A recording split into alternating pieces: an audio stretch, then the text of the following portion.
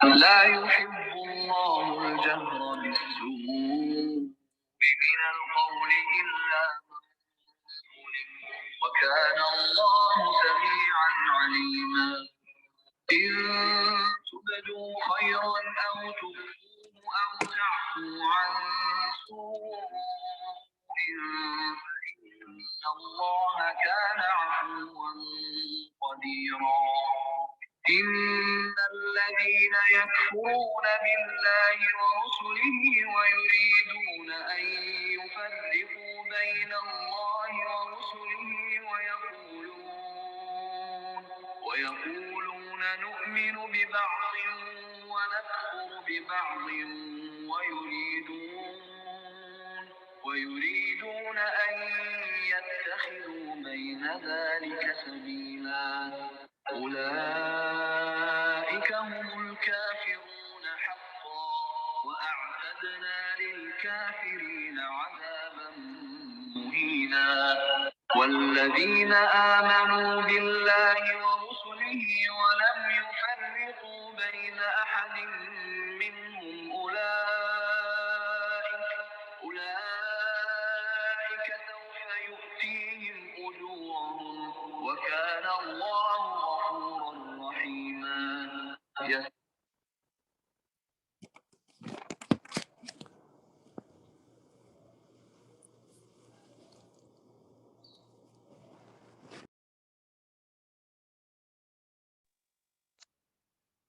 السلام علیکم ورحمۃ اللہ وبرکاتہ۔ اعوذ باللہ من الشیطان الرجیم، بسم اللہ الرحمن الرحیم۔ رب اشرح لی صدری ویسر لی امری واحلل عقدۃ من لسانی یفقہوا قولی۔ رب زدنی علما، اللہم احسن عاقبتنا فی امور کلھا واجرنا من خزی الدنیا وعذاب الآخرہ۔ اللہم لا سہل الا ما جعلتہ سہلا۔ اللہم ارنا الحق حقا وارزقنا اتباعہ وارنا الباطل باطلا وارزقنا اجتنابہ، آمین یا رب العالمین۔ اللہ تعالیٰ سے اس دعا کے ساتھ کہ ہمارے ہاں سننا، بیٹھنا، بات کرنا، سمجھنا، ان تمام کوششوں کو بہترین طریقے سے اللہ رب العالمین اپنی بارگاہ میں قبول فرما لیں، ہماری نیتوں کو اپنے لیے خالص کر لیں، اور ہمیں وہ عمل عطا فرمائیں جو کہ مقبول ہو جانے والا ہو، اور وہ علم عطا فرمائیں جو نافع ہو۔ ہم اپنی کلاس کا آغاز کرتے ہیں۔ پیاری بہنوں، آج ہم چھٹے پارے کو شروع کریں گے، اور پہلے پارے سے لے کر 5ویں پارے تک ایک بہت خوبصورت سفر تھا، جس میں یقیناً ہم سب نے اپنے لیے، اپنی زندگی کو سنوارنے کے لیے بہت کچھ جمع کیا ہوگا۔ اور یہ پارے، گزشتہ تمام پاروں میں جو چیز ہم نے دیکھی کہ اللہ تعالیٰ نے مجھے اور آپ کو اس دنیا میں بے مقصد نہیں بھیجا، اور ہمارے اس دنیا میں آنے کا جو مقصد اللہ رب العالمین نے گزشتہ آیات میں بتایا، وہ یہ تھا کہ نیکیوں میں سبقت لی جائے، نیکیوں میں مقابلہ کیا جائے، نیکیوں کے لیے دوڑ لگائی جائے۔ اور وہ نیکیوں میں سب سے افضل نیکی، سب سے بہترین نیکی کیا تھی؟ کہ لوگوں کی خیر خواہی کی جائے، لوگوں کے ساتھ بھلائی کی جائے۔ اور کون سی بھلائی سب سے بہترین ہے؟ وہ یہ بھلائی ہے کہ لوگوں کو اللہ رب العالمین سے جڑنے کی دعوت دی جائے، جس نے انہیں پیدا کیا ہے، جس نے ان کی پوری تخلیق کی اور کائنات ان کے لیے بنائی ہے۔ لوگوں کو اللہ سے جوڑا جائے، نیکی کا حکم دیا جائے اور برائی سے روکا جائے۔ یہی وہ دعوت ہے، یہی وہ مقصد ہے جس کے لیے میں اور آپ اس دنیا میں بھیجے گئے ہیں۔ پھر ہم نے دیکھا ان تمام جو ہمارے پاس سورہ بقرہ، سورہ آل عمران، سورہ نساء میں مستقلاً مزاج ہم دیکھتے ہیں کہ اس کام کے کرنے کے لیے جو انسان اللہ تعالیٰ کو مطلوب ہے، جو بندہ مومن ریکوائرڈ ہے، وہ ہے جو سر تا پیر زندگی کے ہر لحاظ سے، ہر رخ کے لحاظ سے پاک اور صاف ہو۔ اس کی غذا بھی ایسی ہو جو کہ حلال طریقے سے کمائی گئی ہو اور حلال ہو، اس کی سوچیں بھی پاک اور صاف ہوں، وہ جو لباس پہنے وہ بھی صاف ستھرا ہو، جو اس کی زندگی کے اعتبار ہوں، چاہے وہ رشتہ زوجین کے حوالے سے ہو یا دیگر انسانوں کے ساتھ معاملات ہو،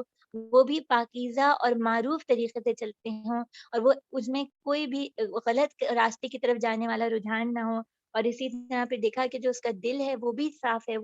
وہ شرک سے اور بدعات سے بھی صاف ہے، اور وہ لوگوں کے خلاف کینہ اور بری نفرت کے رویے سے بھی صاف ہے۔ تو یہ ایسا شخص جو ہے وہ ہے جو کہ واقعی دعوت اللہ کا، اللہ کی طرف دعوت دینے کا کام کر سکتا ہے۔ تو اسی سوچ کو لیتے ہوئے آگے بڑھتے ہیں کہ آج کے پارے میں بھی ہمیں بہت سارے نکات ملیں گے جو ہماری زندگی کو پاکیزگی کی طرف لے جانے والے، ہمارے دل کو پاک کرنے والے اور ہمیں رب سے جوڑنے والے ہوں گے انشاءاللہ۔ سب سے پہلے ہم سورہ نساء کے جو باقی رکو ہیں ان میں سے رکو نمبر 1 اور رکو نمبر 2 کا ترجمہ پڑھ لیتے ہیں، پھر اس کے نکات دیکھ لیں گے۔ بسم اللہ الرحمن الرحیم۔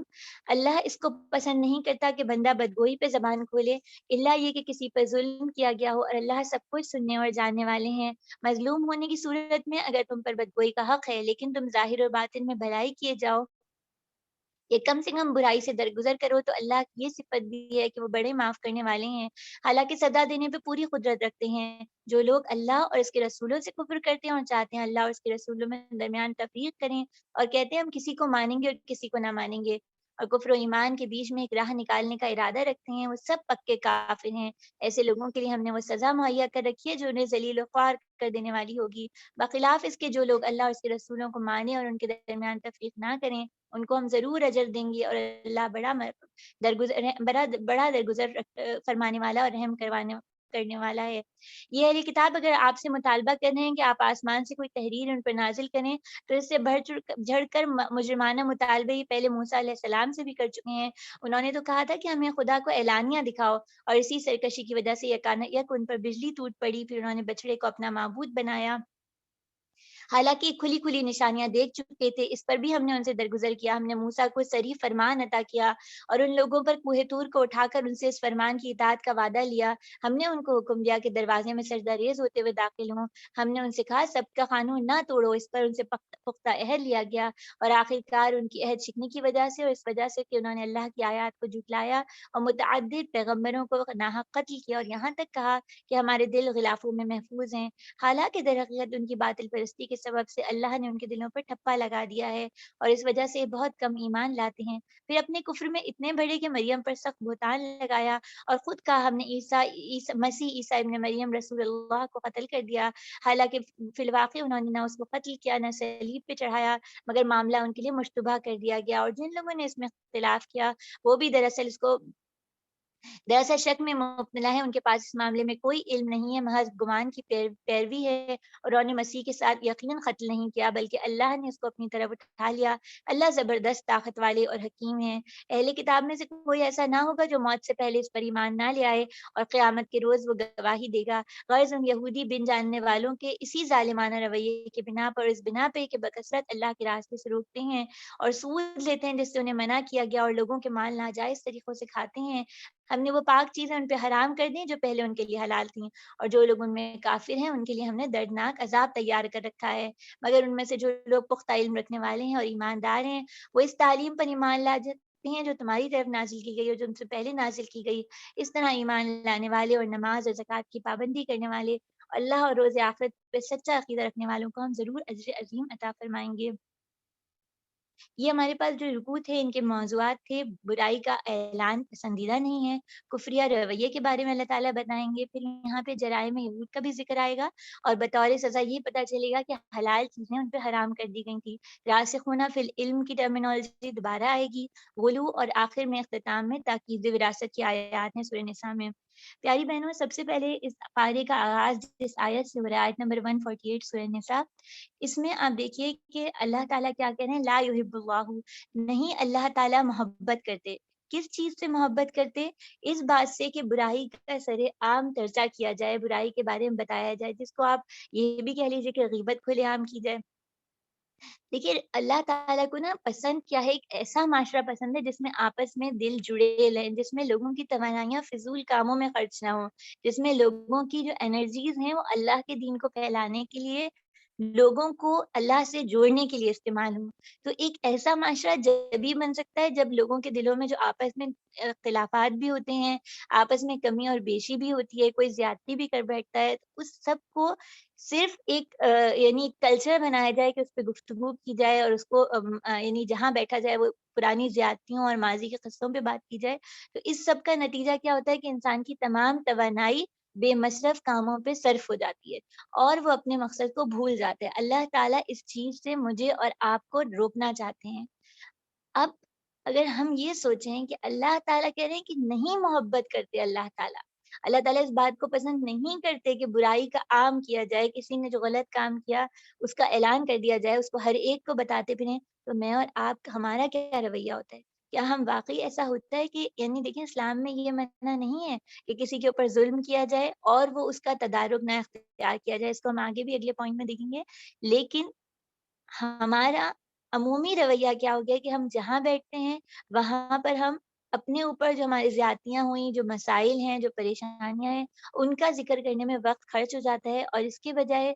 تدارک، حل اور آگے بڑھنے کا جو راستہ ہے وہ اس کے اوپر ہم غور نہیں کر پاتے، بحیثیت امت، بحیثیت معاشرہ، بحیثیت قوم۔ تو اس رویے کی ہمیں اصلاح کرنی ہوگی۔ پھر دیکھیے اسی آیت میں جو چیز مجھے اور آپ کو دیکھنی ہے، اللہ تعالیٰ نے کہا ہے کہ برائی کا اعلان اللہ کو اظہار پسند نہیں ہے، الا من ظلم،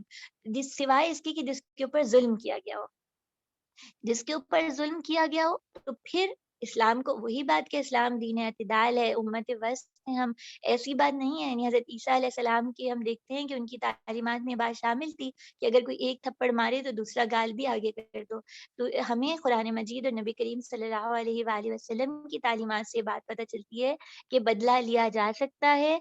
لیکن اتنا ہی بدلہ جتنا کہ اس شخص نے کیا ہو، یعنی اس سے اگر زیادتی کر گئے یا اس سے زیادہ ہم نے اس کے اوپر ظلم یا زیادتی روا کی تو پھر اس کی الگ پکڑ ہوگی۔ تو اسلام ایک طرف یہ اعلان کرتا ہے کہ معاشرے میں لوگ یعنی ڈھیٹ نہ بن جائیں اپنی برائی کا ذکر سن سن کے، اور دوسرے لوگ بھی اس کام کو آسان نہ سمجھ لیں، وہ معاشرے کا نارم نہ بن جائے، برائی کا اعلان نہ کیا جائے، لیکن اگر کسی پہ ظلم اور زیادتی ہو رہی ہو تو اس کے لیے وہ کسی بھی ایسے شخص کو جو کہ اس مسئلے کو سالو کر سکتا ہے اس کو بھی اپروچ کر سکتا ہے، یا خود بھی بدلہ لے سکتا ہے، لیکن حدود میں رہتے ہوئے۔ ہم دیکھتے ہیں کہ نبی کریم صلی اللہ علیہ وآلہ وسلم کے پاس ایک شخص آیا تھا، اس نے بتایا تھا کہ میرے پڑوسی مجھے بہت تنگ کرتا ہے، مجھے بہت ستاتا ہے، اور کہا جاتا ہے یہ دوسری یا تیسری دفعہ آیا تھا۔ تو اللہ کے رسول صلی اللہ علیہ وآلہ وسلم نے اس شخص سے کیا کہا تھا کہ اپنا سامان نکال کے راستے میں رکھ دو۔ اب وہ سامان اس نے راستے میں رکھا تو گزرنے والے لوگ پوچھنے لگے کہ کیا بات ہے، تو اس نے بتایا کہ میرے پڑوسی کا معاملہ ایسا ہے۔ لوگ اس پہ ظاہر لعنت اور ملامت کرنے لگے، یا اس نے ایسا کیا اس کے ساتھ بھی ایسا ہو۔ جب اس کے پڑوسی کو یہ خبر پہنچی اور اس نے یہ دیکھا، تو ایک تو ہوتا ہے نا سوشل پریشر بھی انسان کی اصلاح کر دیتا ہے، تو وہ یہ دیکھ کے گھبرایا، اور اس نے پھر کیا کیا کہ اس نے اپنے واپس بلایا اپنے پڑوسی کو اور کہا کہ آئندہ آپ میرے معاملے میں کوئی بات ایسی نہیں دیکھیں گے جو آپ کو ناپسند ہو۔ اس حدیث سے مجھے اور آپ کو یہ پتہ چلتا ہے کہ ایک تو مظلوم کی مدد بھی کرنی چاہیے، یعنی آپ کے پاس کوئی مسئلہ لے کے آئے تو آپ اس کا حل سوچیں گے، ہم سب اپنی اپنی جگہ۔ دوسری بات یہ کہ کوئی لمٹ ہوتی ہے، اگر کوئی لمٹ سے زیادہ ظلم کر رہا ہے تو اس ظلم کو روکا جائے گا اور اس کے لیے راہ تلاش کی جائے گی، کیونکہ آپ سب کے ذہن میں وہ حدیث ہوگی کہ نبی کریم صلی اللہ علیہ وآلہ وسلم نے فرمایا تھا نا، اپنے بھائی کی مدد کرو چاہے خواہ ظالم ہو یا مظلوم۔ صحابہ نے کہا تھا کہ مظلوم کی تو سمجھ آتا ہے لیکن ظالم کی مدد کیسے کریں؟ تو اللہ کے رسول صلی اللہ علیہ وآلہ وسلم نے فرمایا تھا کہ اس کا ہاتھ پکڑ کے۔ پھر یہاں دیکھتے ہیں کہ ہم اسی آیت میں آگے اللہ تعالیٰ کیا کہہ رہے ہیں، اگر تم اس کے بعد اللہ تعالیٰ کیا رویہ بتا رہے ہیں، ایک تو اوپر یہ دیکھیے گا کان اللہ سمیعا علیما، اللہ تعالیٰ سب کچھ سن رہے ہیں، یعنی جتنا برا اس نے کیا تھا یا ہم نے بیان کرتے ہوئے اس کو بڑھا دیا، یا ہمارا دل خود ہی پہلے سے پرانی باتوں سے بھرا ہوا تھا اور اس کی ذرا سی بات ہمیں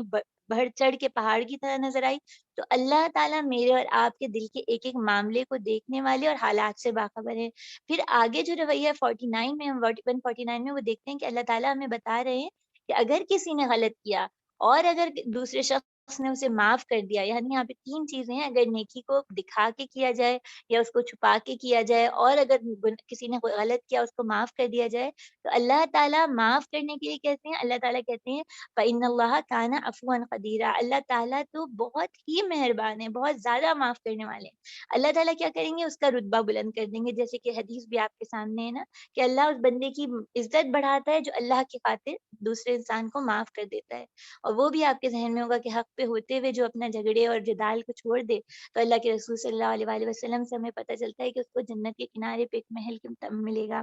تو ساری بات، سارا رویہ میرے اور آپ کے لیے کیا ہے کہ علل اعلان برائیاں نہ کی جائیں، برائی اس صورت میں کی جائے جہاں پہ واقعتاً ظلم ہو رہا ہے اور ہم ایک ایسے شخص کو بتانا چاہتے ہیں جو اس کو سالو کر سکتا ہے، اور معاف کر دینے کا رویہ زیادہ بہتر ہے۔ پھر ہم آگے چلتے ہیں، یہاں پہ اللہ تعالیٰ ہمارے سامنے چار گروہ رکھ رہے ہیں، آیت نمبر 150 ہے، اور ان گروہوں کو سمجھنا اس لیے ضروری ہے کہ یہ چاروں گروہ آج پوری یعنی کہنا چاہیے پوری قوت کے ساتھ ہمارے معاشرے میں نظر آ رہے ہیں۔ کون ہے؟ ایک وہ ہیں جو اللہ اور رسولوں سے ہی سرے سے انکار کہتے ہیں کہ کائنات خود ہی خود وجود میں آ گئی۔ یہ ملحد ہیں، اور یہ ان کی تعلیمات، جو ان کا پروپیگنڈا ہے وہ پوری دنیا کو اپنے قابو میں لیا ہوا ہے۔ اس پہ بھی ہمیں غور کرنا چاہیے۔ پھر وہ ہیں جو اللہ کو تو مانتے ہیں، ہاں واقعی کائنات کو بنانے والے رب ہیں، لیکن اس نے کوئی رسول بھی بھیجا ہے، اس کو بات ماننے سے انکاری ہیں۔ یہ بھی آپ کو نظر آئیں گے۔ اور اسی طرح وہ لوگ بھی نظر آئیں گے جو رسولوں میں فرق کرتے ہیں، یعنی کچھ کو مانتے ہیں جیسے یہودیوں نے کیا اور عیسائیوں نے کیا، تو ایسے بھی لوگ ہیں جو رسولوں میں سے کچھ کو مانتے ہیں اور کچھ کو نہیں مانتے۔ اور چوتھا گروہ یہ ہے جو کہ بہت زیادہ خطرناک ہے، جس کے لیے مجھے اور آپ کو بہت متفکر بنانا چاہیے، کیونکہ یہ نارم بنتا جا رہا ہے معاشرے کا۔ وہ کون ہے؟ جو کہ کہتے ہیں انسانیت کا ایک سب سے اچھا مذہب انسانیت ہے، اور ہیومنزم جو ہے وہ بہت ہے، ہر انسان چاہے وہ کافر ہو۔ یہ وہ لوگ ہیں جن کو اگر یہ کہا جائے کہ کوئی کافر ہے اور کافر جنت میں نہیں جا سکتا، تو ان کے دل پہ سب سے زیادہ تکلیف اسی بات کی پہنچتی ہے۔ اور وہ یہ بات، آپ نے اس طرح کی ٹویٹس بھی پڑھی ہوں گی اور اس طرح کے اسٹیٹس بھی پڑھے ہوں گے، بڑے بڑے جو ہے وہ دانشور جو کہنے کو مسلمان ہیں، وہ یہ باتیں کہتے ہیں کہ اگر فلاں کافر جنت میں نہیں جا سکتا تو ہم بھی انکار کرتے ہیں کہ ہم ایسی جنت میں ہم نہیں جائیں گے۔ تو اس طرح کی باتیں اور یہ جملے پلان طریقے سے مسلمان معاشرے میں اس بات کے لیے ڈالے جاتے ہیں تاکہ انسان یہ سمجھے کہ واقعی انسان اہم ہے، کوئی بھی انسان کیوں جہنم میں جائے، یا اسلامی سزا کیوں دی جائے۔ اسلامی سزا تو بہت خطرناک سزائیں ہیں اور اتنا یہ تو ظلم محسوس ہوتا ہے، تو کسی انسان کے ساتھ برا نہ کیا جائے، اور اصل مذہب جو ہے وہ انسانیت ہے۔ اور اس کی ایک تصویر آپ کے ذہن میں اکبر کا دین الہی بھی ہوگا کہ اس نے بھی ساری چیزوں کو گڈمڈا کے ایک نیا مذہب بنایا تھا۔ تو ایسی چیزیں آتی رہتی ہیں، ہمیشہ سے امت کو ان کا سامنا ہے اور آج بھی ہے۔ پھر ہم یہاں دیکھتے ہیں کہ اس وقت، بلکہ آپ نے شاید سنا ہوگا کہ پیس وداؤٹ بارڈرز کے نام سے بھی کچھ این جی اوز اس کام بھی کر رہی ہیں، اور وہ کیا کہتی ہیں کہ ہم یعنی ٹالرنس معاشرے میں جو ہے نا وہ مساوات، اور معاشرے میں جو ہے ایک دوسرے کے ساتھ خیر خواہی اور احسان کا معاملہ رکھنا چاہتے ہیں۔ اسلام اس سے پوری طرح متفق ہے۔ آپ کو یاد ہوگا نبی کریم صلی اللہ علیہ وسلم آتے ہیں گھر پہ اور دیکھتے ہیں کہ گوشت پکا ہوتا ہے، تو کہتے ہیں میرے یہودی پڑوسی کے گھر بھیجا تھا، تو ہم نے سوال کرتے ہیں خیر خواہی، احسان، ہمدردی، عدل و انصاف، یہ ساری چیزیں ان سب کو ملیں گی، اس کے لیے ہم سب راضی ہیں اور اسلام اس کی تعلیمات دیتا ہے۔ لیکن کچھ چیزیں باؤنڈریز ہیں، یعنی آپ دیکھیے، آپ اپنے پڑوسی کے ساتھ بہت اچھا معاملہ کریں، لیکن یہ تو نہیں کہتی نا کہ پڑوسی اب میرا گھر تمہارا ہوا، تم اس میں رہو سہو جو بھی کرو، میں بس اس میں ایک کونے میں کھڑی ہوں، ایسا تو نہیں ہوتا۔ اللہ کے دین کی بھی کچھ باؤنڈریز اور کچھ حدود ہیں، اس میں کسی اور مذہب سے کوئی چیز شامل کرنا، ویلنٹائن ڈے کے نام پر، بسنت کے نام پر، ہولی کے نام پر، یعنی آج کل کلر ڈے کے نام پہ منایا جاتا ہے، تو یہ ساری چیزیں گڈمنا کے جو بنائی جائیں گی، اللہ تعالیٰ نے اس کے لیے کیا اعلان کیا ہے؟ اللہ تعالیٰ کہتے ہیں یہ حقا، یعنی اللہ تعالیٰ کہتے ہیں کہ اولئک هم الکافرون حقا، یہ واقعتاً کافر ہے، یعنی یہ چاروں رویے کافروں کے رویے۔ پھر ہم نے دیکھا آیت نمبر 160 میں ہمارے پاس یہ ہم نے دیکھا کہ اللہ تعالیٰ یہ بتا رہے ہیں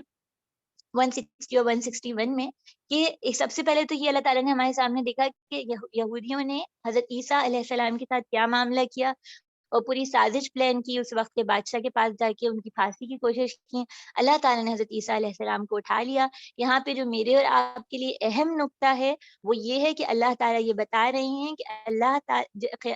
یعنی ہر اہل کتاب قیامت سے پہلے اس بات پہ یقین رکھے گا، قبل موتی ہی جو والی آیت ہے، وہ اس بات پہ یقین کر لے گا کہ حضرت عیسیٰ علیہ السلام جو ہے نا، ان کو صلیب نہیں چڑھایا گیا بلکہ وہ اللہ نے اٹھایا تھا، وہ واپس آئیں گے۔ اور جو پورا پروسیس ہے وہ کس طرح ہوگا کہ جب حضرت عیسیٰ علیہ السلام آئیں گے اور دجال سے ان کا مقابلہ ہوگا اور وہ دجال کو مار دیں گے، تو اس کے وقت جتنے بھی نصارہ ہوں گے جو اس بات پہ یقین رکھتے تھے کہ حضرت عیسیٰ علیہ السلام جو ہے وہ مصلوب کیے گئے، ان کا وہ کانسیپٹ ختم ہو جائے گا، وہ اپنی آنکھوں سے دیکھ لیں گے کہ حضرت عیسیٰ علیہ السلام اٹھائے گئے تھے آسمانوں کی طرف، واپس نہ آئے ہیں۔ تو یہ چیز اس لیے یہاں پہ غور کرنے کی والی بات ہے کہ پھر وہیں پہ بات آتی ہے کہ اس وقت پورا ایک بہت بڑا ایک گروپ کہہ لیجئے کہ وہ اس بات سے ممکن ہے کہ حضرت عیسیٰ کی واپسی ہوگی، حضرت عیسیٰ کو واپس آنا ہے، انہیں حدیث سے انکار کر رہے ہیں، تو ہماری جو ہے نا اس معاملے میں سوچ کلیئر ہونی چاہیے۔ پھر یہاں پہ ہم نے دیکھا کہ جو اللہ تعالیٰ یہ بتا رہے ہیں یہودیوں کے رویے کو رکھ کے، یہودی کیا کرتے تھے؟ سود لیتے تھے، ناحق مال کھا جاتے تھے، اور کیا کرتے تھے؟ اللہ کے رسولوں کے ساتھ زیادتی کرتے تھے اور اللہ کی راہ میں جانے سے روکتے تھے۔ ان سب کا نتیجہ کیا تھا؟ اللہ نے ان کے اوپر جو ہے وہ حلال چیزیں بھی حرام کر دی۔ یہ صرف یہودیوں کا نہیں معاملہ، یہ ہمارے لیے بھی سوچنے اور سمجھنے کی بات ہے کہ جب جب ہم اللہ کے بتائے ہوئے کاموں سے، جس کام کے لیے اللہ نے ہمیں بھیجا ہم رک جاتے ہیں، اللہ نے جس کام کے لیے روکا ہم وہ کرتے رہتے ہیں، اللہ نے جو کام کرنے کو کہا ہم وہ نہیں کرتے، تو اللہ تعالیٰ کیا کرتے ہیں، کچھ ایسے عذاب بھیجتے ہیں، کچھ ایسی کیفیات اتارتے ہیں جس کی وجہ سے انسانوں کے اندر جو حلال چیزیں، جو اللہ کی نعمتیں ہیں، ان کا حصول مشکل ہو جاتا ہے۔ جیسے دیکھیے نبی کریم صلی اللہ علیہ وآلہ وسلم نے ہمیں بتایا ہے نا کہ جب کسی قوم میں اعلانیہ فحش پھیلے گا تو اس میں طاعون اور ایسی بیماریاں پھوٹ پڑیں گی۔ جب لوگ ناپ تول میں کمی کریں گے تو قحط، معاشی تنگی ہو جائے گی اور اپنے حکمرانوں کی زیادتی کا شکار ہوں گے، اور جب لوگ اپنے مالوں کی زکوٰۃ نہیں دیں گے تو اللہ آسمان سے بارش کو روک لیں گے، یعنی یہ بھی سب اللہ کی نعمتیں ہیں جو اللہ تعالیٰ تنگ کرتے جائیں گے۔ اور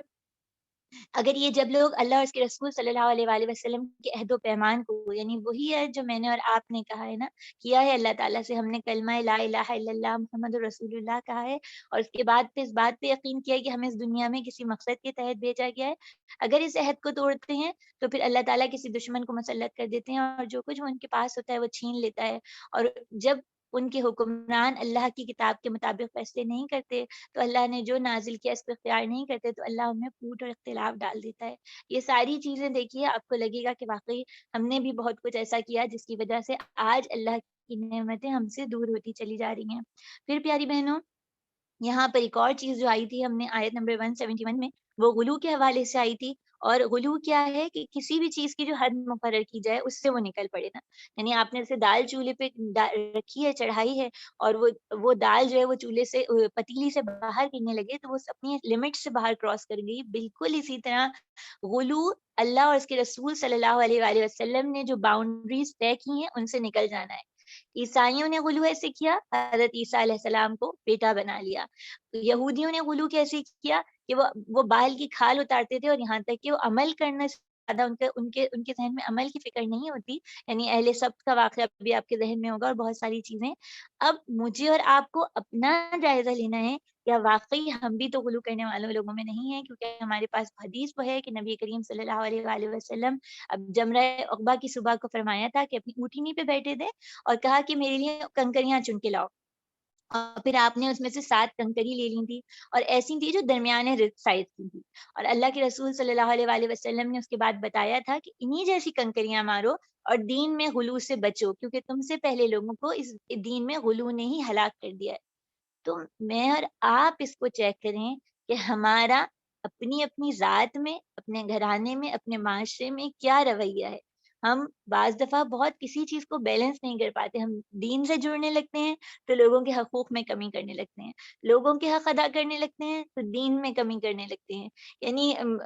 بہت بہت سی چیزیں ہیں۔ بعض لوگ وضو کے اندر وضو ہی کرنے کے معاملے میں 3 دفعہ کلی نہیں، میں نے کسی سے یہ بات سنی کہ انہوں نے کہا کپڑے 3 دفعہ پاک نہیں، میں تو 8 اور 9 دفعہ کپڑوں کو پاک کرواتی ہوں۔ تو کسی بھی لمٹ کو کراس کر جانا جو کہ طے ہے تو یہ درست رویہ نہیں ہے۔ اور پھر اس کے یہاں سورہ نساء کا یہاں پر اختتام ہوتا ہے، اور سورہ نساء کے اختتام میں جو آیات ہیں، آپ اس کا ہم نے ترجمہ یہاں پڑھا نہیں ہے لیکن آپ پڑھیے گا بعد میں، اس میں 3 چیزوں کی طرف فوکس کیجیے گا کہ اللہ تعالیٰ نے دوبارہ کامیابی کے راستہ کیا بتایا ہے۔ ایک ایمان ہے، اور دوسرا اعتصام باللہ یعنی اللہ کو مضبوطی سے تھام لینا، اور تیسری چیز وراثت کے حوالے سے کلالہ کا حکم آیا تھا، اور یہاں پر کہا جاتا ہے کہ سورۃ کے اختتام میں بالکل ایک وراثت سے متعلق آیت اس لیے رکھی گئی تاکہ مجھے اور آپ کو اور قیامت تک آنے والے ہر مسلمان کو اس بات کا اندازہ رہے کہ وراثت کی تقسیم اور درست تقسیم اللہ تعالیٰ کو پسند بھی ہے، اور یہ معاشرے کے سکون، استحکام اور خاندانی محبتوں کو قائم کرنے کے لیے ضروری ہے۔ تو اللہ تعالیٰ ہم سب کو ان چیزوں کی سمجھ اور فہم عطا فرمائے۔ اب ہمارے پاس سورہ مائدہ کا آغاز ہو رہا ہے، اور سورہ مائدہ بالکل یونیک، اس کا یعنی کہتے ہیں نا جیسے مختلف لگے گی جب ہم انشاءاللہ اس کا ترجمہ پڑھیں گے۔ چوتھی طویل ترین سورت ہے، مدنی ہے، اور اس کے اندر احکام شریعت، نفاذ شریعت یعنی شریعت یعنی اللہ تعالیٰ کے بتائے ہوئے قوانین کون سے ہیں، ان کی امپلیمنٹیشن کیوں ضروری ہے، نہ کرنے کے کیا نتائج ہیں اور کرنے کے کیا فوائد ہیں، یہ ساری چیزیں صورت میں آئیں گی۔ بہت مختلف سی صورت ہے، بہت منفرد، بہت پیاری، اس کے اندر آیات ہیں۔ اللہ تعالیٰ اس سے ہمیں سیکھنے والا بنائے انشاءاللہ تعالیٰ۔ ہم اس کے پہلے 2 رکوع کا ترجمہ پڑھ لیتے ہیں۔ بسم اللہ الرحمن الرحیم۔ اے لوگوں جو ایمان لائے ہو، بندشوں کی پوری پابندی کرو۔ تمہارے لیے مویشی کے قسم کے سب جانور حلال کیے گئے ہیں، سوائے جو آگے چل کے تم کو بتائے جائیں گے، لیکن احرام کی حالت میں اپنے شکار کو اپنے لیے حلال نہ کرو۔ بے شک اللہ جو چاہتے ہیں حکم دیتے ہیں۔ اے لوگوں جو ایمان لائے ہو، خدا پرستی کی نشانیوں کو بے حرمت نہ کرنا، اور نہ حرام مہینے میں سے کسی کو حلال کر لو، اور نہ قربانی کے جانوروں پر دست درازی کرو، اور نہ ان جانوروں پہ ہاتھ ڈالو جن کی گردنوں میں نظر خداوندی کی علامت کے طور پہ پٹے پڑے ہیں، اور نہ ان لوگوں کو چھیڑو جو اپنے رب کے فضل اور اس کی خوشنودی کی تلاش میں مکان محترم کعبہ کی طرف جا رہے ہیں۔ ہاں، جب حالت احرام ختم ہو جائے تو شکار کر سکتے ہو، اور دیکھو ایک گروہ نے جو تمہارے لیے مسجد حرام کا راستہ بند کر دیا، تو تم اس پہ غصے میں اتنا مشتعل نہ ہو جانا کہ تم بھی ان کے مقابلے میں ناروا زیادتی کرنے لگو۔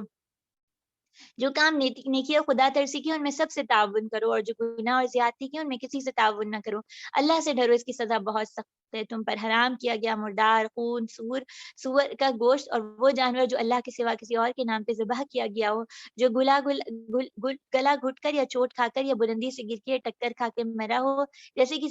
کسی درندے نے پھاڑا ہو، سوائے اس کے جسے تم نے زندہ پا کر ذبح کر لیا، اور جو کسی استانے پہ ذبح کیا گیا ہو، نیز یہ بھی تمہارے لیے ناجائز ہے کہ 500 کے ذریعے اپنی قسمت معلوم کرو۔ یہ سب آفعال فسق ہیں۔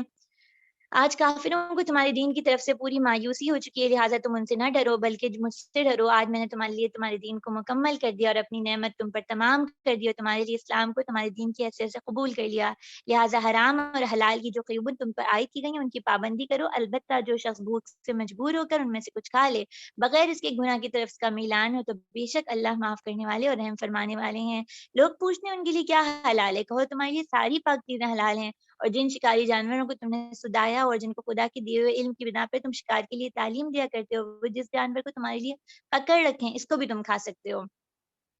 البتہ اس پر اللہ کا نام لے لو اور اللہ کا قانون توڑنے سے ڈرو، اللہ کو حساب لیتے کچھ دیر نہیں لگتی۔ آج تمہارے لیے ساری پاک چیزیں حلال کر دی گئی ہیں، اہل کتاب کا کھانا تمہارے لیے حلال ہے اور تمہارا کھانا ان کے لیے، اور محفوظ جان عورتیں بھی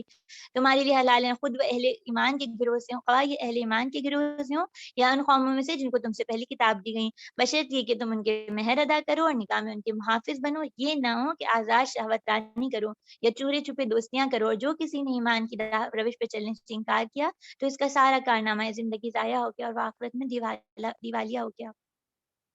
اے لوگوں جو ایمان لائے ہو، جب تم نماز کے لیے اٹھو تو چاہیے کہ اپنے منہ اور ہاتھ کونیوں تک دھو لو، اور سروں پر ہاتھ پھرو، پاؤں ٹخنک تو دھو لو، اور جنابت کی حالت میں ہو تو نہا کر پاک ہو جاؤ۔ اگر بیمار یا سفر کی حالت میں ہو تو کوئی شخص تم سے رفع حاجت کر کے آئے یا تم نے عورتوں کو ہاتھ لگایا اور پانی نہ ملے تو پاک مٹی سے کام لے لو، بس اس پر ہاتھ مار کے اپنے منہ اور ہاتھ پر پھیر لیا کرو۔ اللہ تم پر زندگی کو تنگ نہیں کرنا چاہتا، مگر وہ چاہتا ہے کہ تمہیں پاک کرے اور اپنی نعمت تم پر تمام کر دے، شاید کہ تم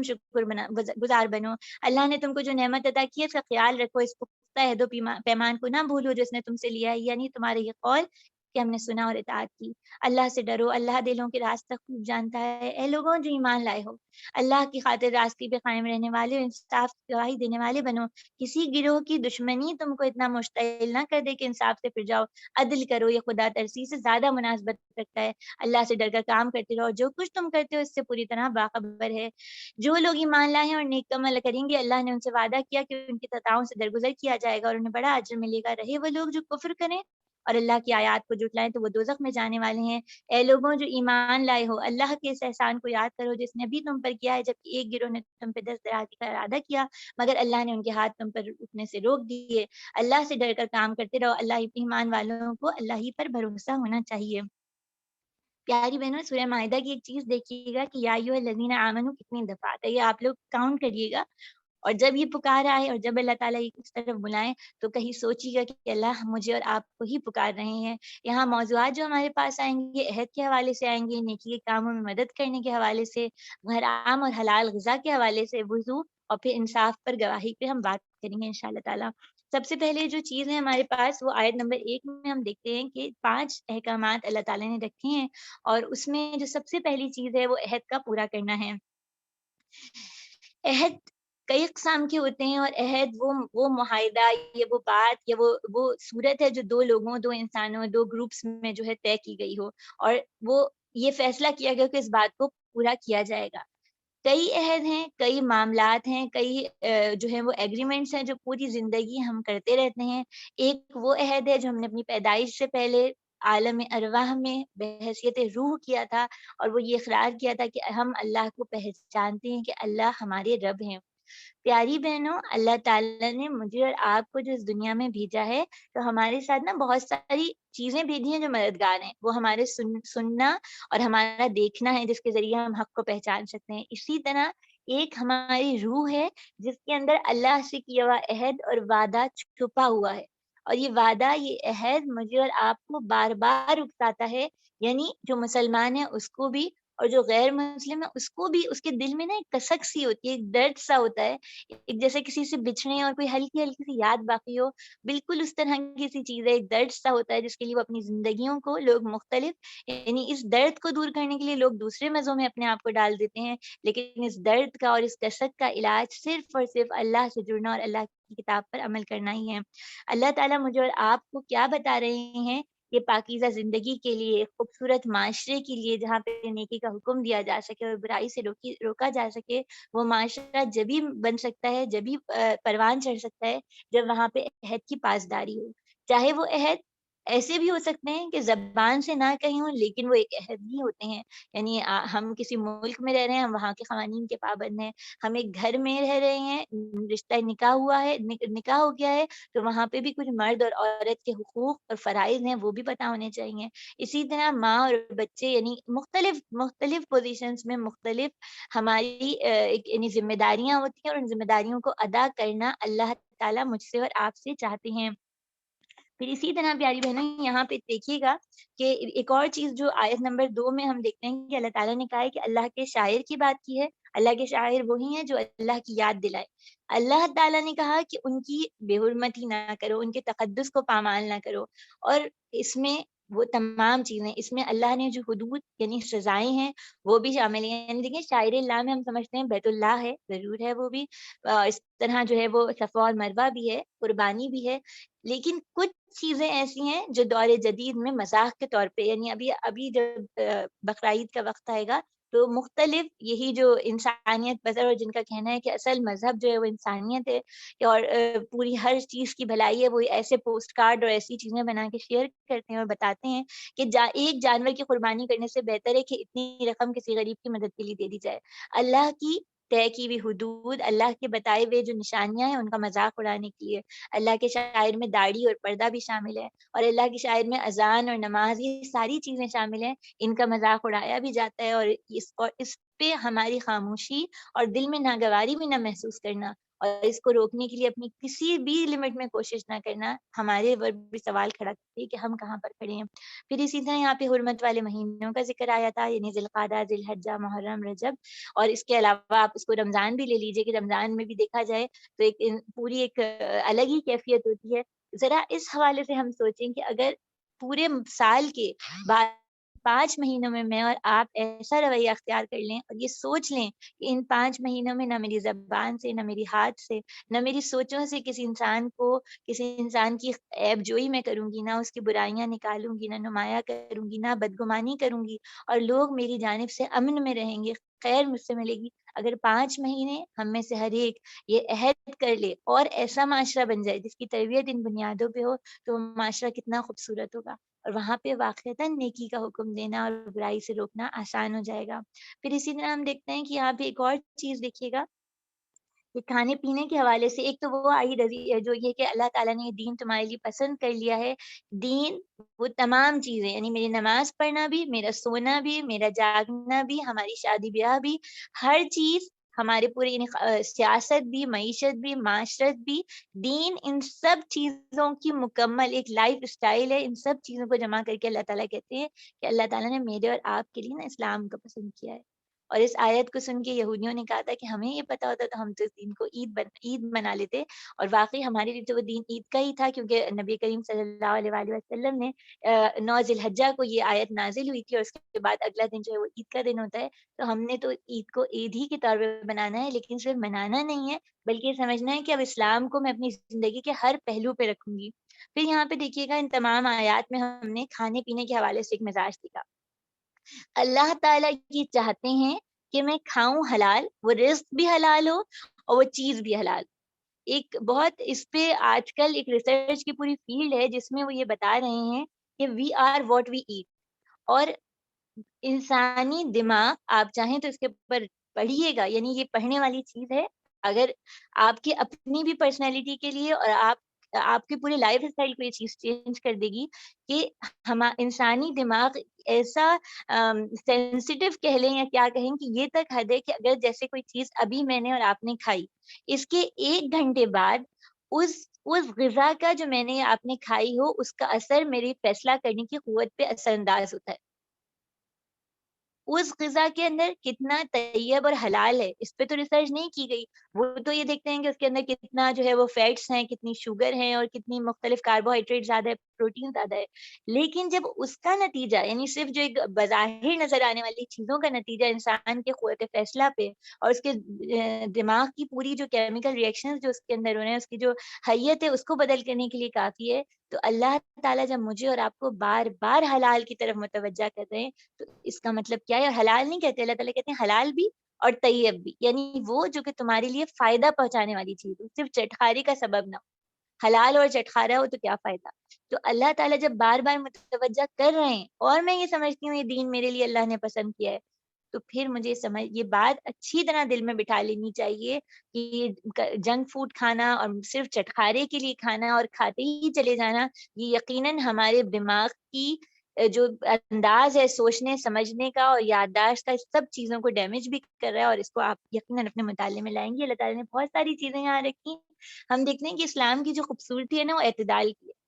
جہاں اللہ تعالیٰ نے پوری حرام کی لسٹ بتائی ہے، حلال کی نہیں بتائی. سب سے پہلی چیز دیکھیے گا، یعنی ایک باؤنڈری بتا دی کہ بس یہ نہیں ہے، باقی سب کچھ تمہارے لیے. دوسری طرف حرام کو جب ممنوع کیا تو اس سے زیادہ اہم انسانی جان ہے. اللہ کہتے ہیں اگر کسی کی بھوک کی سختی آ جائے تو اس کے بعد وہ صرف بھوک مٹانے کے لیے کچھ لقمے حرام کے کھا سکتا ہے. یہ اسلام کی خوبصورتی ہے اور یہ میرے اور آپ کے اندر اطمینان قلب کے لیے بھی ضروری ہے کہ اللہ نے ہمارے لیے کتنی آسانیاں رکھی ہیں. پھر اس کے علاوہ شکاری جانور کا جو ہے وہ بھی جو ہے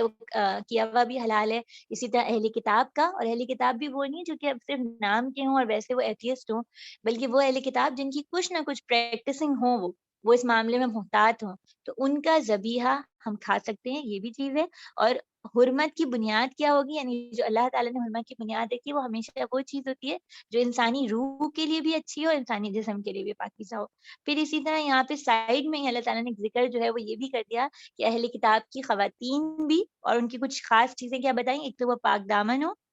دوسری بات یہ کہ ان کو بھی مہر دیا جائے گا، ان سے بھی نکاح ہو جائے گا، اور وہ صرف گرل فرینڈ بنانے کے لیے نہیں ہوں گی بلکہ پراپر وے ان سے نکاح ہوگا اور ان سے تعلق رکھا جائے گا، تو وہ حلال ہے. اور اہل کتاب عورتیں بھی، یعنی وہ واقعی اہل کتاب ہوں، وہ ایسا نہ ہو کہ وہ بھی ایک عجیب سی حالت میں پہنچی ہوئی ہوں. تو ان چیزوں کو بھی ہمیں سمجھنا ہے. اور پھر ہم یہاں پہ وہی دیکھ لیتے ہیں کہ اصل ذمہ داری اللہ تعالیٰ مرد پہ ڈال دیتے ہیں کہ مہر بھی اس کو ادا کیا جائے گا.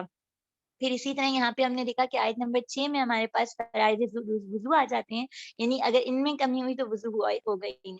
اور جو لوگ حدیث کا انکار کرتے ہیں ان سے ہمیں پوچھنا چاہیے کہ وضو کا وہ پورا طریقہ کار جو ہم اپنائے ہوئے ہیں وہ ہمارے پاس کہاں سے آئے گا اگر ہم حدیث کا انکار کریں گے. اور اسی طرح ہمارے پاس وضو کے فرائض تو آ جاتے ہیں قرآن مجید میں، غسل کے فرائض کہاں سے ملیں گے. پھر تیمم کا طریقہ اللہ تعالیٰ نے بتایا، اور تیمم بھی کیا ہے؟ آسانیاں بانٹنا. اللہ تعالیٰ کہہ رہے ہیں تم پاک رہو، لیکن اگر یہ والا طریقہ نہیں ہے تو دوسرے طریقے سے پاک ہو جاؤ، تو میں اور آپ بھی آسانیاں بانٹنے والے بن جائیں. پھر اسی طرح یہاں پہ مطالعے کے لیے کتاب لکھی ہوئی ہے، اگر آپ لوگوں کے لیے ممکن ہے تو ضرور اس کا مطالعہ کیجیے گا. مولانا کی کتاب ہے سنت کی آئینی حیثیت، بہت خوبصورت کتاب ہے اور ہمارے مطالعے میں اس کو رکھنا چاہیے.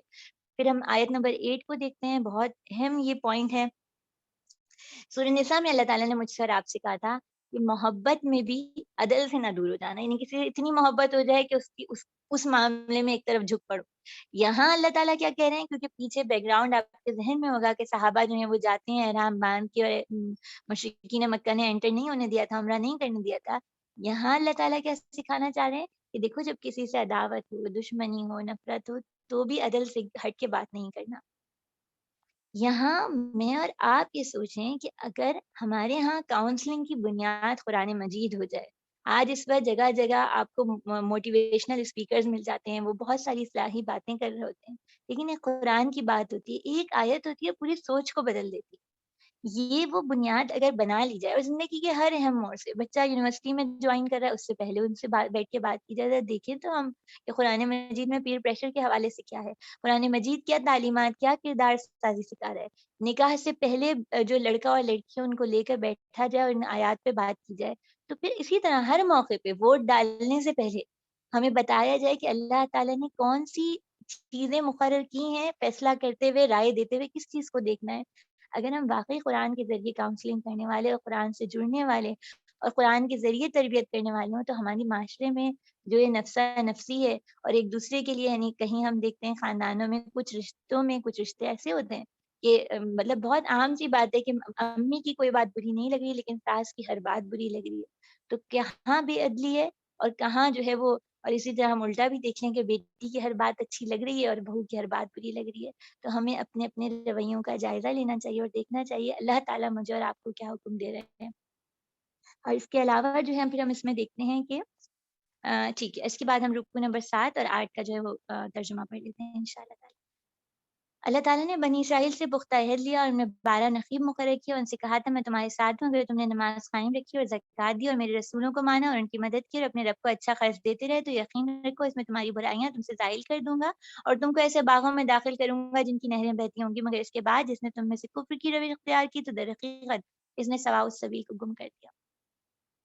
پھر ان کا یہ اپنے عہد کو توڑ ڈالنا جس کی وجہ سے ہم نے ان کو اپنی رحمت سے دور پھینک دیا اور ان کے دل سخت کر دیا۔ اب ان کا حال یہ ہے کہ الفاظ کا الٹ پھیر کر کے بات کو کہیں سے کہیں لے جاتے ہیں۔ جو تعلیم ان کو دی گئی ان کا بڑا حصہ بھول چکے ہیں اور آئے دن تمہیں ان کی کسی نہ کسی خیانت کا پتہ چلتا ہے۔ ان میں سے بہت کم لوگ ہیں اس ایپ سے بچے ہیں، پس جب اس حال کو پہنچ چکے تو جو شرارتیں بھی یہ کریں گے وہ ان سے عین متوقع ہے، لہٰذا انہیں معاف کرو اور ان کی حرکات سے چشم پوشی کرتے رہو۔ اللہ ان لوگوں کو پسند کرتا ہے جو احسان کی روش رکھتے ہیں۔ پھر اس طرح ہم نے ان لوگوں کو بھی پختہ عہد لیا تھا جنہوں نے کہا تھا ہم نصارہ ہیں، مگر ان کو جو بھی سبق یاد کرایا گیا اس کا بڑا حصہ انہوں نے فراموش کر دیا۔ آخر کار ہم نے ان کے درمیان قیامت تک کے لیے دشمنی اور آپس کے بغض اور عناد کا بیج بو دیا، یا اور ضرور وہ ایک وقت آئے گا جب اللہ انہیں بتائے گا وہ دنیا میں کیا بناتے رہے۔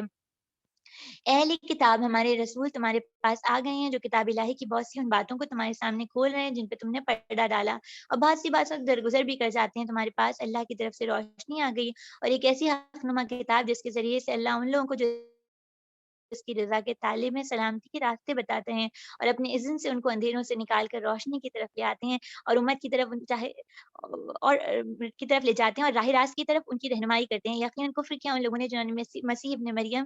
ہی کہا کہ مسیح ابن مریم ہی خدا ہے۔ اے محمد صلی اللہ علیہ وآلہ وسلم ان سے کہیے اگر خدا مسیح ابن مریم میں تو اس کی ماں اور تمام زمین والوں کو ہلاک کر دے تو کس کی مجال ہے کہ اس کو اس ارادے سے باز رکھ سکے؟ اللہ تو زمین اور آسمان کو ان سب چیزوں کا مالک ہے جو زمین اور آسمانوں کے درمیان پائی جاتی ہیں، اور جو کچھ چاہتا ہے پیدا کرتا ہے، اس کی قدرت ہر چیز پر حاوی ہے۔ یہود اور نصارہ کہتے ہیں ہم اللہ کے بیٹے اور اس کے شہید ہیں، ان سے پوچھو پھر تمہارے گناہوں پہ سزا کیوں نہیں دیتا؟ در حقیقت تم بھی ویسے ہی انسان ہو جیسے اور انسان اللہ نے پیدا کیا، وہ جسے چاہتا ہے معاف کرتے ہیں اور جسے چاہتے ہیں سزا دیتے ہیں۔ زمین اور آسمان اور اس کی ساری موجودات اس کی ملک ہیں اور اس کی طرف سب کو جانا ہے۔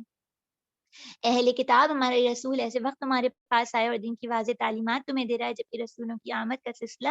ایک مدت سے بنتا تھا، کہ تم یہ نہ کہہ سکو کہ ہمارے پاس کوئی بشارت دینے والا اور ڈرانے والا نہیں۔ تو دیکھو اب وہ بشارت دینے والا اور ڈرانے والا آ گیا، اللہ ہر چیز پر قادر ہے۔ یاد کرو جب موسیٰ نے اپنی قوم سے کہا تھا اے میری قوم کے لوگوں، اللہ کی اس نعمت کو یاد کرو جو اس نے تمہیں عطا کی، اس نے تمہیں نبی پیدا کیے، تم کو فرما رواں بنایا اور تم کو جو کچھ دیا تو دنیا میں کسی کو نہ دیا تھا۔ اے برادران قوم، اس مقدس زمین میں داخل ہو جاؤ جو اللہ نے تمہارے لیے لکھی ہے، پھر پیچھے نہ ہٹو ورنہ ناکام اور نامراد پلٹو گے۔ انہوں نے جواب دیا، موسیٰ علیہ السلام وہاں تو بڑے زبردست لوگ رہتے ہیں، ہم تو ہرگز نہیں جائیں گے جب تک کہ وہ وہاں سے نہ نکل جائے۔ ہاں اگر وہ نکل گئے تو ہم داخل ہونے کے لیے تیار ہیں۔ ان ڈرنے والوں میں سے 2 شخص ایسے بھی تھے جن کو اللہ نے اپنی نعمت سے نوازا۔ انہوں نے کہا ان جابروں کے مقابلے میں دروازے کے اندر داخل ہو جاؤ، جب تک اندر پہنچو گے تو غالب رہو گے، اللہ پر بھروسہ رکھو اگر تم مومن ہو۔ لیکن انہوں نے پھر یہی کہا ہے موسیٰ ہم تو وہاں نہیں جائیں گے جب تک وہ وہاں موجود ہیں، بس تم اور تمہاری رب دونوں جاؤ اور لڑو، ہم یہاں بیٹھے ہیں۔ اس پر موسیٰ علیہ السلام نے کہا ہے میرے رب میرے اختیار میں کوئی نہیں مگر میں یا میری اپنی ذات یا میرا بھائی، بس تو ہمیں ان نافرمان لوگوں سے الگ کر دے۔ اللہ نے جواب دیا اچھا تو وہ ملک 40 سال تک ان پر حرام ہے، زمین میں مارے مارے پھریں گے، ان نافرمانوں کی حالت پر ہرگز ترس نہ کھاؤ۔ یہ ہم نے آیت نمبر 12 سے 26 تک کا جو ہے وہ ترجمہ پڑھا ہے، اور یہاں پر سب سے پہلی چیز جو دیکھنی ہے وہ اللہ تعالیٰ نے مجھے اور آپ کو ایک پیغام دیا ہے، اور یہ اہل کتاب کو دیا تھا اور مجھے بھی دیا اور آپ کو بھی دیا ہے۔ اللہ تعالیٰ کیا کہہ رہے ہیں کہ میں تمہارے ساتھ ہوں،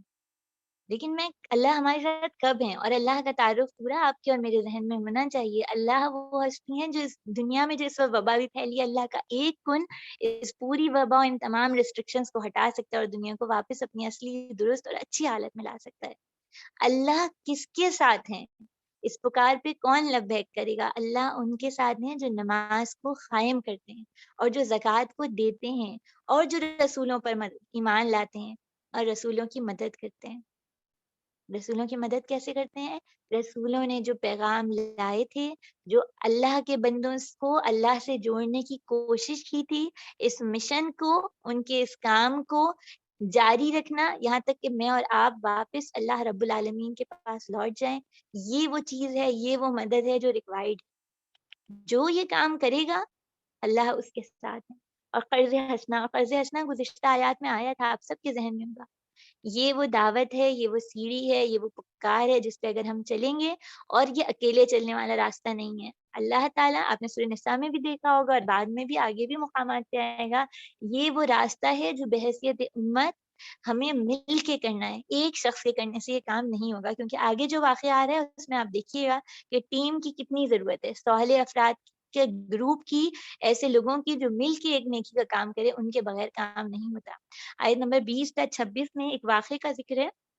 بنی اسرائیل مصر سے نکلے تھے، ان کو دوبارہ فلسطین کی طرف جانے کا حکم ہوا تھا، اور وہاں پر ایک بہت خطرناک قوم تھی جو لڑنے جھگڑنے میں ماہر تھی۔ اللہ تعالیٰ یہ چاہ رہے تھے کہ ان کو انتہائی غلامی اور مصیبت کی زندگی سے نکالا ہے، اللہ نے اپنی رحمت سے نکالا ہے، ان کے لیے دریا کو چاک کیا اور ایک انتہائی ظالم اور جابر بادشاہ سے انہیں نجات دی۔ تو اب یہ شکر گزاری کے لیے، احسان مندی کے لیے ایک سرزمین پہ جائیں، اور وہ بہترین سرزمین ہے دنیا کی، اور اس پہ جا کے کیا کریں کہ اللہ کے قانون کو نافذ کریں، اللہ کے بتائے ہوئے جو لاز ہیں ان کو اس معاشرے میں قائم کیا جائے۔ اس کام کے لیے اللہ نے انہیں دعوت دی، اور انہوں نے کیا کیا؟ ان کا کیا رویہ تھا؟ انہوں نے یعنی ان کو کرنا کیا چاہیے تھا؟ انہوں نے کہا ہم سے تو نہیں، ہمارے اندر تو اتنی طاقت نہیں ہے، ہم تو بہت کمزور ہیں۔ اگر میں اور آپ دیکھیں نا تو ہم بھی ایسے ہی جو تلاش، ہمیں اسلام بہت اچھا لگ رہا ہوتا ہے، ہم جب قرآن مجید پڑھتے ہیں ہمارا دل کھل اٹھتا ہے، لیکن جب ہم سے یہ کہا جاتا ہے کہ دین کی دعوت پھیلاؤ، اللہ کے رسول صلی اللہ علیہ وآلہ وسلم کے مشن کو جاری رکھو، اس مشن کو جو انہوں نے اپنی انتقال تک جاری رکھا تم بھی کرو، یعنی ہمارے پاس، میں اور آپ جو مسلمان ہیں نا، وہ کیسے ہوئے ہیں؟ صحابہ کی کوششیں، یعنی صحابہ نے اس مشن کو جاری رکھا اور جہاں تک وہ پہنچے، کس کس جگہ تک وہ گئے، تو اس مشن کے نتیجے میں اور آپ، اللہ کا احسان ہے کہ ہم اللہ سے جڑنے والے ہیں۔ لیکن اگر میں اور آپ اپنے اپنے عذر لے کے بیٹھ جائیں، اپنی اپنی کمزوریاں، اپنے اپنے مسائل، اپنی اپنی پریشانیاں، تو پھر وہی حال ہوگا جو کہ بنی اسرائیل کا ہوا۔ یہاں پہ ہم کیا دیکھتے ہیں کہ بنی اسرائیل کے یہ سارے لوگ ایک طرف، اور ان میں سے دو لوگ اٹھتے ہیں، اور وہ دو لوگ ان کو دعوت دیتے ہیں نا، ان کو ہمت بڑھاتے ہیں کہ دیکھو کوئی بات نہیں، کر ہو جائے گا، کام ہو جائے گا، تھوڑی سی ہمت پکڑو، تھوڑی سی جو ہے نا ارادہ باندھو۔ ان دو لوگوں نے اللہ کی بات ماننے کے لیے، اللہ کے دین کی طرف دعوت دینے کے لیے، اللہ کے مشن کو، اللہ کے بتائے ہوئے کام کو کرنے کے لیے قوم کو پکارا۔ اللہ کی قدردانی دیکھیے، اللہ نے قیامت تک کے لیے ان کا ذکر اس قرآن مجید میں کر دیا۔ اگر میں اور آپ اللہ کے دین کی دعوت اللہ کے بندوں تک پہنچانے کے لیے تھوڑی سی بھی کوشش کریں گے نا، تو اللہ تعالیٰ اس کام میں برکت بھی ڈالیں گے، اور اس کی خیر ہماری نسلیں بھی اٹھائیں گی انشاءاللہ تعالیٰ۔ اللہ تعالیٰ ہمیں ایسا بنا دیں۔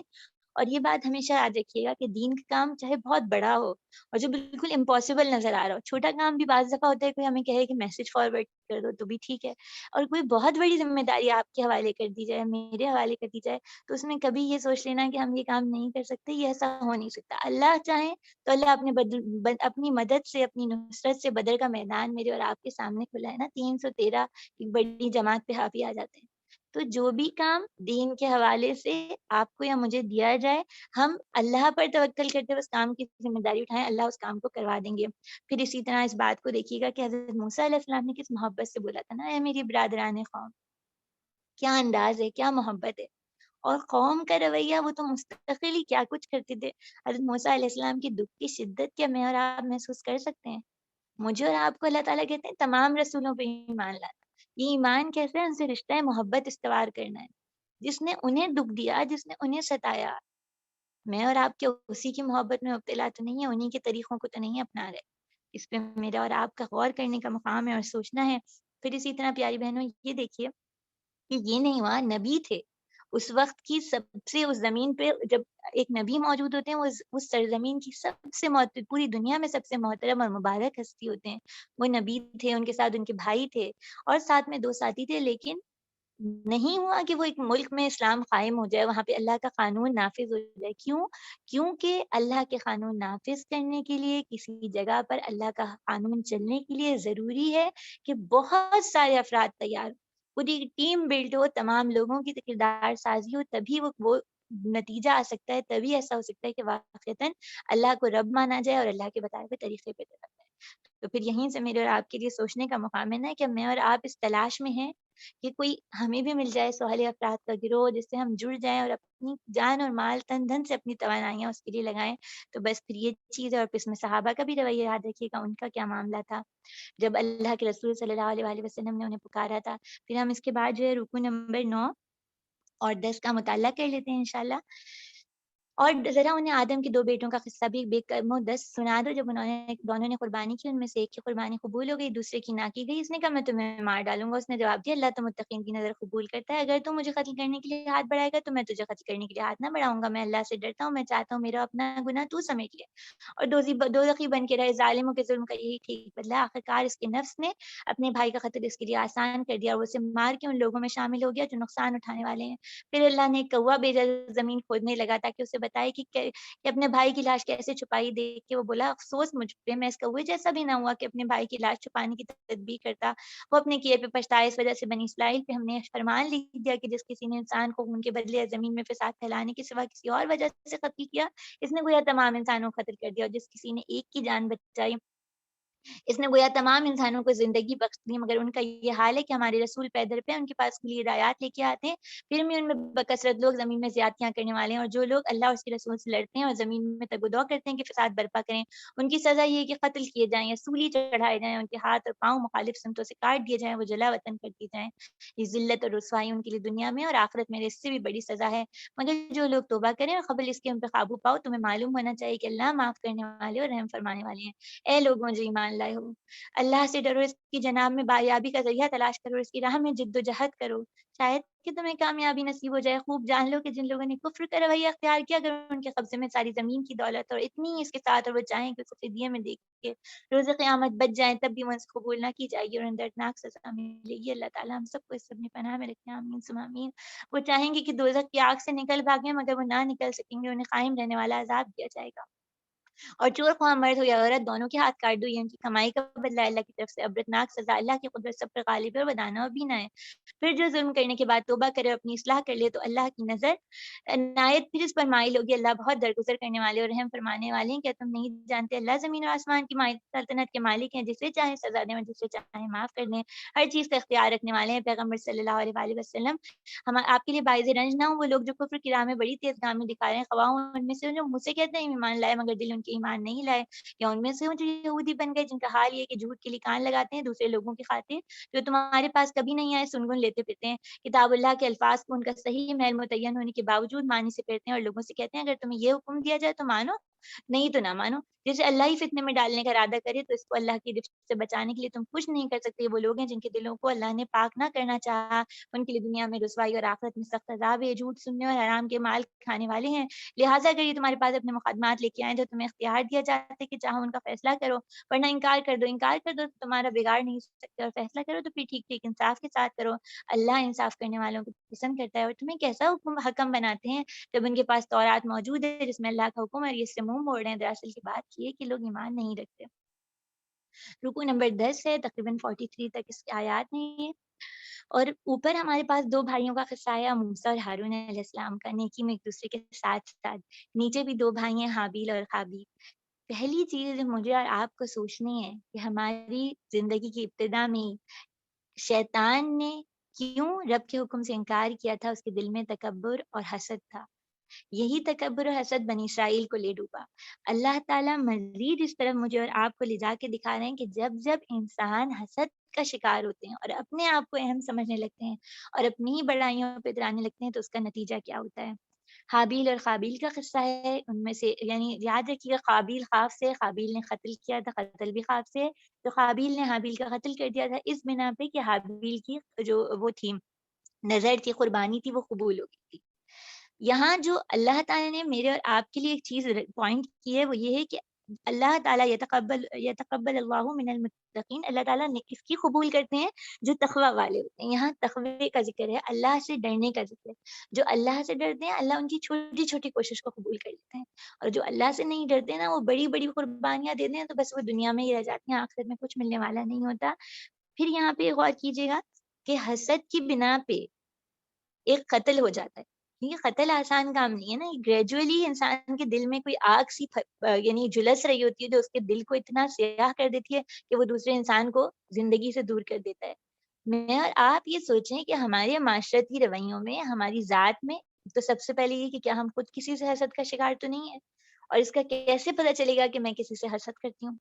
اور پھر اگر حسد ہے تو اس کا علاج کیا ہے، اس پہ ضرور غور کیجیے گا اور اس پہ پڑھیے گا بھی ضرور۔ پھر اسی طرح میرے گھرانے میں یعنی میرے گھر کے اندر کچھ ایسا کلچر یا کچھ بات کرنے کے طریقے یا کچھ ایسی چیزیں تو نہیں ہیں جس کی وجہ سے گھر کے تمام افراد ایک دوسرے سے حسد کا شکار رہیں، یعنی مقابلے بازی، ایک کو چڑھانا، ایک کو گرانا۔ اور یہ ہر چیز میں بھی ہو سکتی ہے، اولاد میں بھی ہو سکتی ہے، رشتوں میں، یعنی مختلف چیزوں میں، بہوؤں میں مقابلہ ہوتا ہے، دیورانی اور جٹھانی میں مقابلہ ہوتا ہے۔ اس طرح کی چیزیں جو آپ نے بھی دیکھی ہوں گی اور آپ کی نظر سے گزری ہوں گی یا ان کے بارے میں سنا ہوگا، جب یہ رویے آتے ہیں،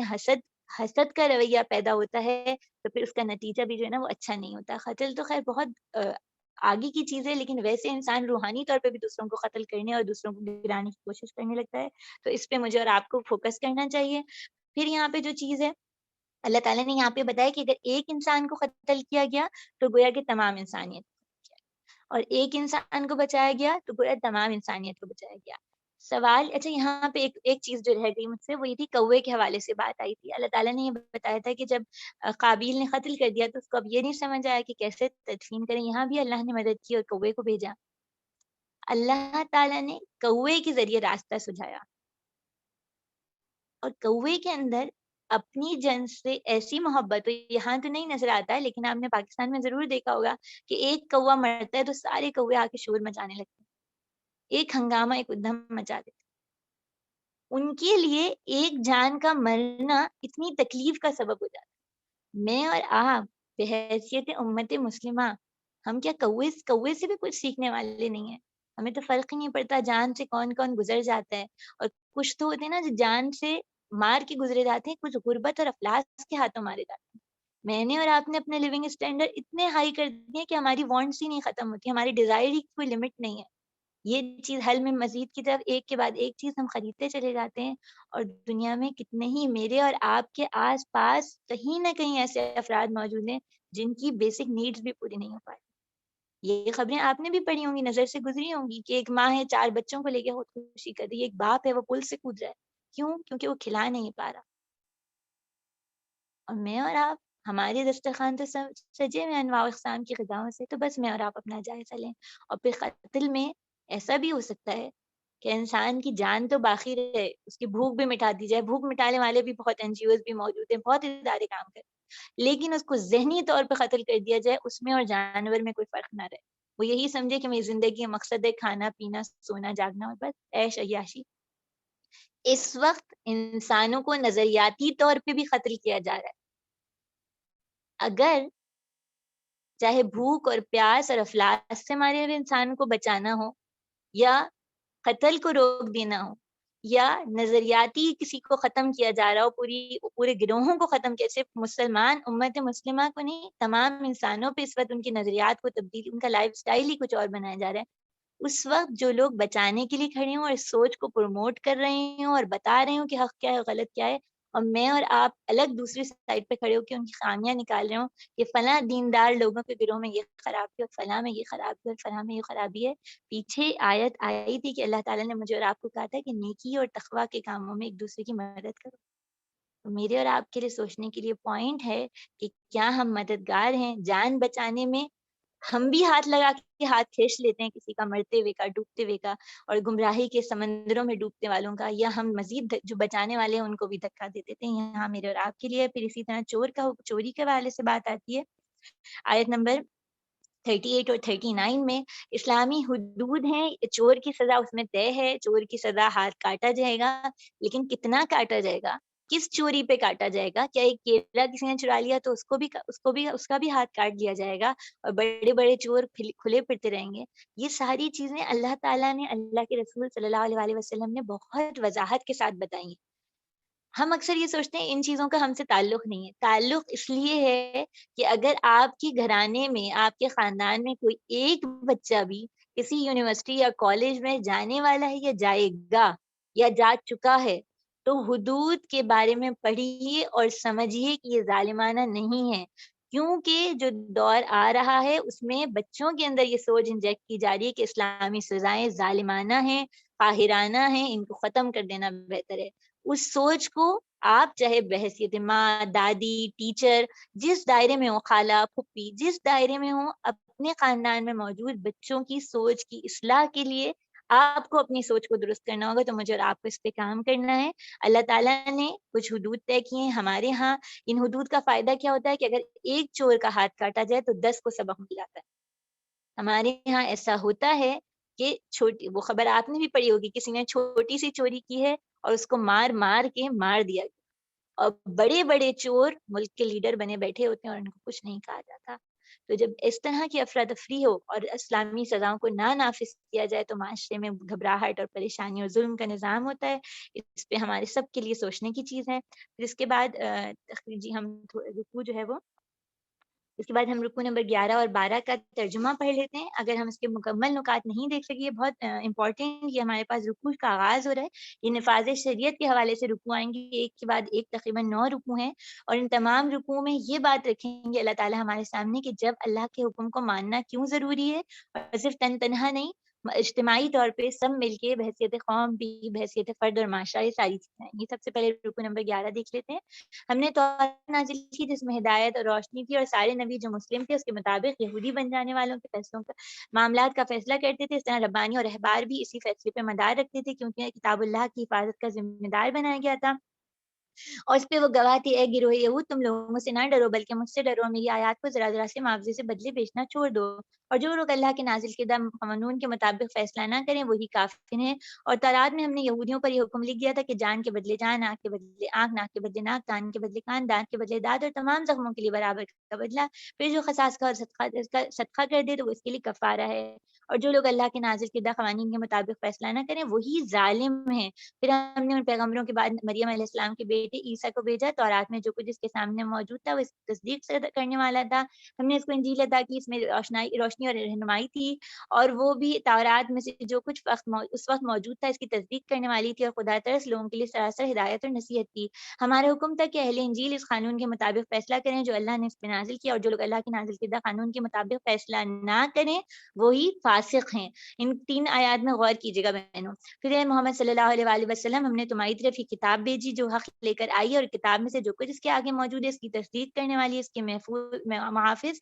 اور نگہبان ہے، لہٰذا تم خدا کے نازل کردہ قانون کے مطابق لوگوں کے معاملات کا فیصلہ کرو، اور جو وقت تمہارے پاس آیا ہے اس سے منہ موڑ کے ان کی خواہشات کی پیروی نہ کرو۔ ہم نے تم میں سے ہر ایک کے لیے ایک شریعت ایک راہ مقرر کیا، اگرچہ اللہ چاہتے تو سب کو ایک امت بناتے تھے، لیکن اس نے یہ کیا کہ جو کچھ اس نے تم لوگوں کو دیا اس میں تمہاری آزمائش کرے، لہٰذا بھلائیوں میں ایک دوسرے سے سبقت لے جانے کی کوشش کرو۔ آخرکار تم سب اللہ کی طرف پلٹ کے جانا ہے، پھر وہ تمہیں اصل حقیقت بتا دے گا جس میں تم اختلاف کرتے تھے۔ اے محمد صلی اللہ علیہ وآلہ وسلم، اللہ کے نازل کردہ قوانین کے مطابق ان لوگوں کے معاملات کا فیصلہ کیجیے اور ان کی خواہشات کی پیروی نہ کیجیے، ہوشیار رہیے یہ لوگ آپ کو فتنے میں نہ ڈال دیں،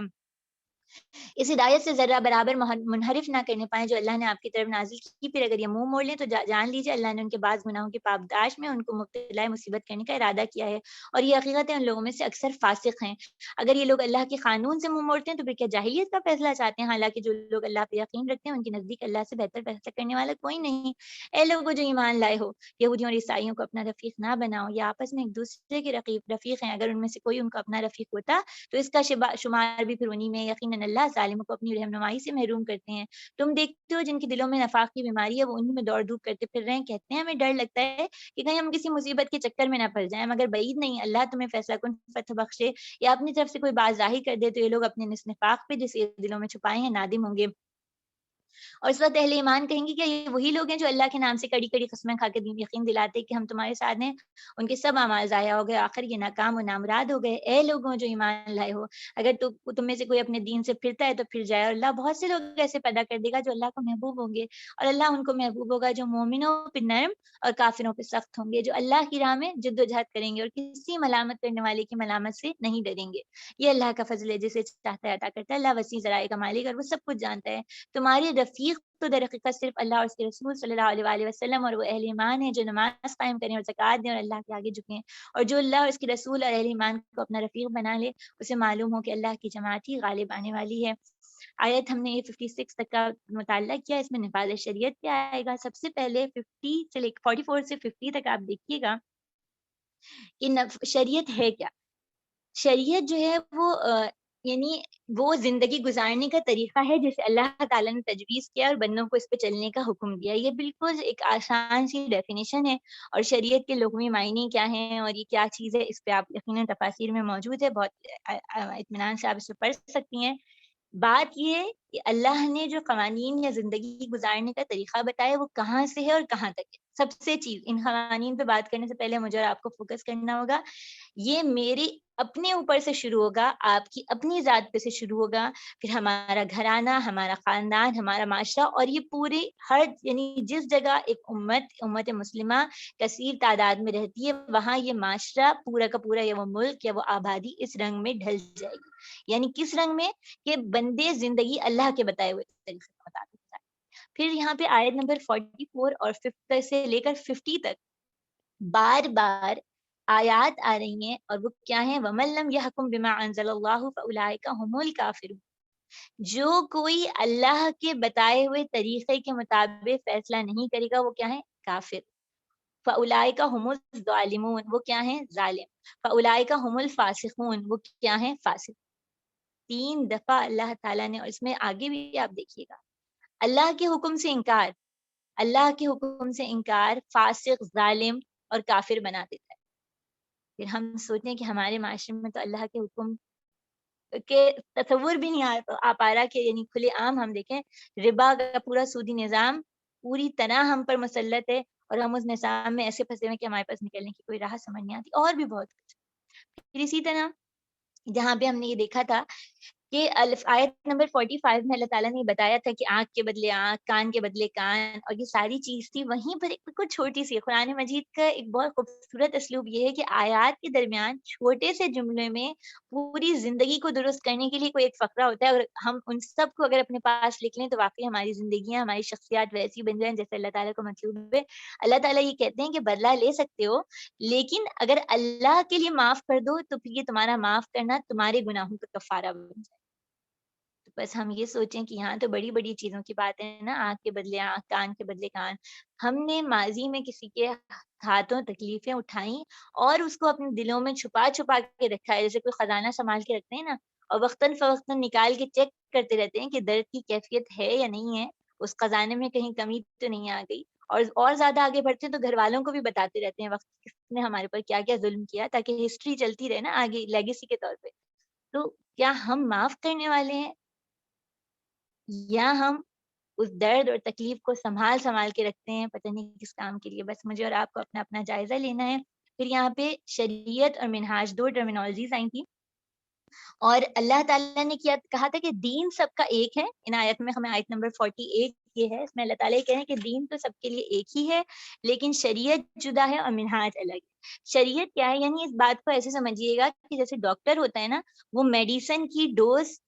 ہر شخص کو الگ الگ دیتا ہے۔ دین ایک ہے۔ دین کیا ہے؟ زمین پر حکم اللہ کا چلے گا، اور ہم سب اللہ کے بندے ہیں اور ہمیں اللہ کی اطاعت اور فرمانبرداری اختیار کرنی ہے، یہ شروع سے دین ہے۔ اس کے بعد، اور یہ پورا لائف اسٹائل ہمارا اس کے مطابق ہوگا، اس کے بعد شریعت کیا ہوگی؟ شریعت اس بات تک پہنچنے کے لیے ڈفرینٹ ویز ہو جائیں۔